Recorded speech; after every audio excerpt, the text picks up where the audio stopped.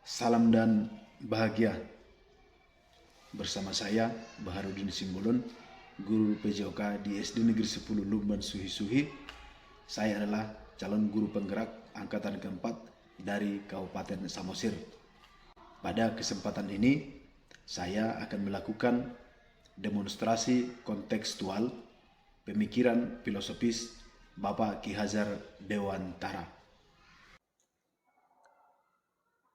Pendidikan itu berarti tuntunan dalam hidup tumbuhnya anak-anak. Adapun semboyan pendidikan yang sering kita dengarkan adalah Ingarso Sungtudolo, Ingmadia Mangunkarso, Tutwuri Handayani.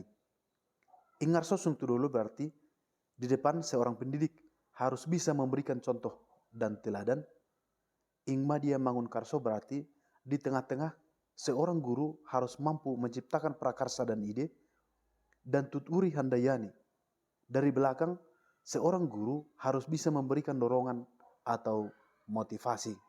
Pokok-pokok pemikiran KHD yang saya pahami adalah yang pertama, maksud pendidikan menurut KHD yaitu menuntun segala kodrat yang ada pada anak-anak agar mereka dapat mencapai keselamatan dan kebahagiaan yang setinggi-tingginya, baik sebagai manusia maupun sebagai anggota masyarakat. Pendidik itu hanya dapat menuntun tumbuh atau hidupnya kekuatan kodrat yang ada pada anak-anak agar dapat memperbaiki lakunya hidup dan tumbuhnya kekuatan kodrat anak. Yang kedua adalah kodrat anak, yaitu merdeka dan bermain. Artinya, pengaruh pengajaran itu pada umumnya adalah memerdekakan manusia atas hidupnya lahir. Sedangkan merdekanya hidup batin itu terdapat dari pendidikan. Dalam proses memerdekakan anak, mereka akan diberikan beberapa permainan yang mengajarkan berbagai aturan, nilai-nilai, norma, dan strategi dalam kehidupan nyata nantinya. Yang ketiga adalah pendidikan itu harus berpihak pada anak. Artinya, segalanya harus dilakukan dengan seikhlas-ikhlasnya, dengan cinta dan kasih yang tidak terbatas. Yang keempat adalah bukan tabula rasa. Artinya, setiap anak terlahir dengan segala kodrat yang terletak di dalam dirinya dalam bentuk yang samar, sehingga tugas pendidik untuk menebalkan segala yang baik agar tampak dan membuatnya tetap samar, segala yang kurang baik atau bahkan mengaburkannya sehingga tidak tampak. Yang kelima adalah petani sebagai tukang kebun kehidupan. Ibarat seorang petani, pendidik hanya bisa menuntun tumbuhnya jagung menjadi lebih baik, tetapi tidak akan bisa mengubah hasil jagung menjadi padi. Yang keenam adalah budi pekerti. Budi pekerti merupakan perpaduan harmonis antara gerak pikiran, perasaan, dan kemauan sehingga menimbulkan tenaga.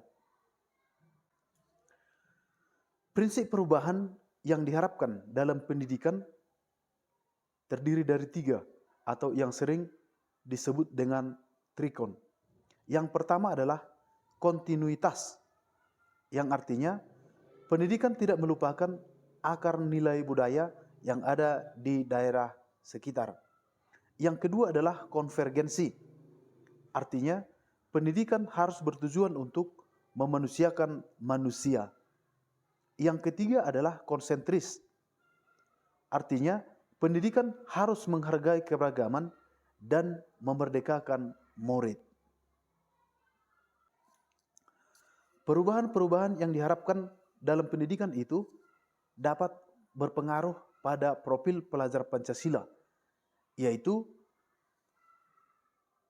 beriman, bertakwa kepada Tuhan Yang Maha Esa, dan berakhlak mulia. Yang kedua adalah berkebinekaan global. Yang ketiga adalah gotong royong.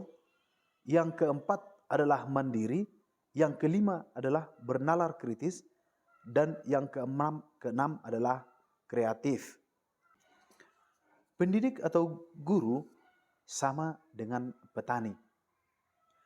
Pendidik diibaratkan sebagai seorang petani yang selalu berusaha agar tanamannya dapat tumbuh subur dan berbuah. Petani akan melakukan berbagai upaya dalam menyuburkan tanamannya, termasuk dengan cara memberinya pupuk, membasmi hama, mencabuti rumput yang ada pada tanaman tersebut.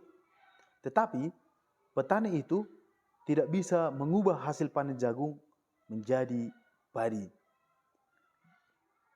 Jagung yang ditanam akan tetap membuahkan hasil jagung.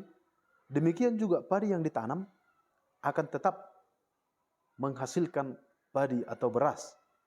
Tetapi petani itu dapat mempengaruhi segala yang berhubungan dengan tanaman-tanaman tersebut sehingga membuahkan hasil yang melimpah.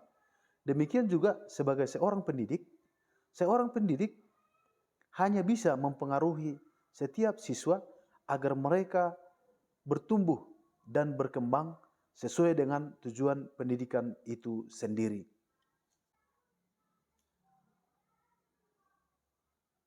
Demikian demonstrasi kontekstual pemikiran Bapak Ki Hajar Dewantara yang bisa saya sampaikan pada hari ini. Semoga bermanfaat untuk kita semua. Salam dan bahagia.